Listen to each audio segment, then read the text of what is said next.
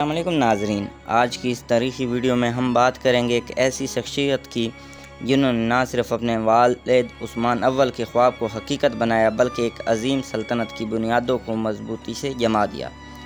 یہ ہیں اورحان غازی، عثمانی سلطنت کے دوسرے حکمران۔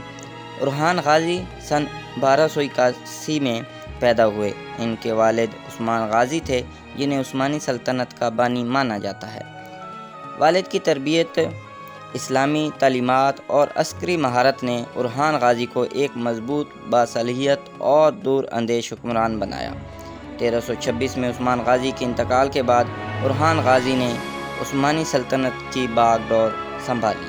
ان کی پہلی بڑی کامیابی تھی کہ برسا کو فتح کرنا۔ یہ شہر بعد میں عثمانیوں کا پہلا دار حکومت بنا۔ انہوں نے اناطولیہ میں کئی علاقے فتح کیے اور بازنطینی سلطنت کو پیچھے دھکیل دیا۔ اورحان غازی نے ایک منظم اور مستقل فوج قائم کی جسے ینیچری کہا جاتا ہے۔ انہوں نے قاضیوں اور عدالتوں کا نظام بھی بنایا تاکہ عوام کو انصاف مل سکے۔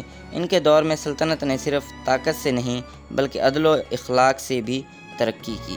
اورحان غازی ایک نیک اور دیندار حکمران تھے۔ انہوں نے مساجد، مدارس اور خانگاہیں تعمیر کروائی۔ علماء، صوفیہ اور دین کے خدمت گزار ان کے دربار میں عزت پاتے تھے۔ انہوں نے بازنطینی شہزادی تھیوڈورا سے شادی بھی کی جو ایک سیاسی حکمت عملی تھی تاکہ سلطنت کو مغرب میں مضبوطی حاصل ہو۔ انہوں نے نہ صرف فوجی بلکہ سیاسی سطح پر بھی کامیاب حکمت عملیاں اپنائیں۔ اورحان غازی کا انتقال 1362 میں ہوا۔ ان کے بعد ان کا بیٹا مراد اول عثمانی تخت پر بیٹھا اور سلطنت کو مزید وسعت دی۔ اورحان غازی کو برسا میں دفن کیا گیا۔ ان کا مزار آج بھی زیارت کے لیے مشہور ہے۔ اورحان غازی وہ شخصیت ہے جنہوں نے ایک قبیلے کو سلطنت میں بدل دیا۔ ان کا دور امن، انصاف، توسیع اور دینداری کا بہترین نمونہ تھا۔ اگر عثمان غازی نے بیج بویا تو اورحان غازی نے اسے تناور درخت بنایا۔ اگر آپ کو یہ ویڈیو پسند آئی ہو تو لائک، سبسکرائب اور شیئر ضرور کریں۔